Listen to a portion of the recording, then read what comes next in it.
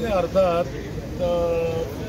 जोपर्यंत संघटना वाढीचा विषय असतो तर आपलं सबळ वाढवण्यासाठी संघटनेचं सगळं काम कायम चालू असतं आणि तुमच्या डोक्याचा प्रश्न आहे की महायुती आघाड्या ह्या सगळ्या विषय निवडणुकीपुरता मर्यादित असतो. त्यामुळे भारतीय जनता पार्टी अशी संघटना आहे आणि ज्याचं देशभर अशा पद्धतीचं संघटन आहे की स्वतःचे नोंदणीकृत त्यांचे 15 कोटीपेक्षा जास्त सदस्य आहेत.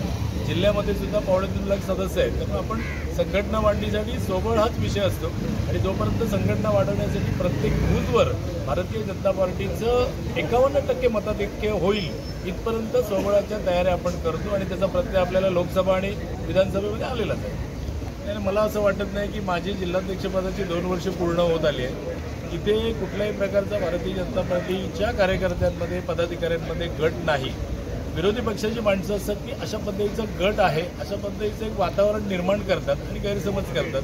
तुम्ही 2 वर्षामध्ये बघितलं असेल लोकसभा निवडणूक, विधानसभा निवडणूक, पदवीधरची निवडणूक, आमचं सगळी अभियानं आणि ह्या सगळ्या बैठका यामध्ये सगळेजण जे आमचे प्रमुख पदाधिकारी आहेत ते सगळेजण एकच व्यासपीठ शेअर करताना दिसतात आणि जो काही निकाल मिळतो त्यातनं कधीही कुठे सिद्ध होत नाही किंवा कुणाचे आमच्या मनात काय असं नाही की ते 2 गट आहेत. नाडकर्णी हे भारतीय जनता पार्टीचे निष्ठावान कार्यकर्ते होते. निवडणुकीच्या दरम्यान ज्या काही गोष्टी असतात पक्षशिस्तीचा भाग असतो त्याच्यामुळे थोडेसे ते आमच्यापासून त्या दरम्यानच्या कालावधीमध्ये लांब होते.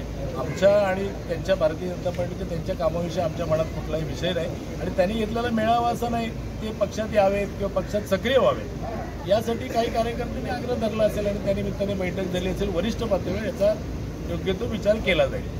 भारतीय जनता पार्टीचं असं आहे की एकही आपला कार्यकर्ता जो भारतीय जनता पार्टीच्या कार्यप्रणालीच्या मुशीत तयार झालेला आहे तो भारतीय जनता पार्टीतून लांब जाता नाही. पण त्याचबरोबर पक्षशिस्त ही सुद्धा महत्त्वाची असते. त्यामुळे अशा काही गोष्टी असतात. भारतीय जनता पार्टी कार्यकर्ता जोडणारी पार्टी सुद्धा प्रमुख असतो आणि काम करत असतो.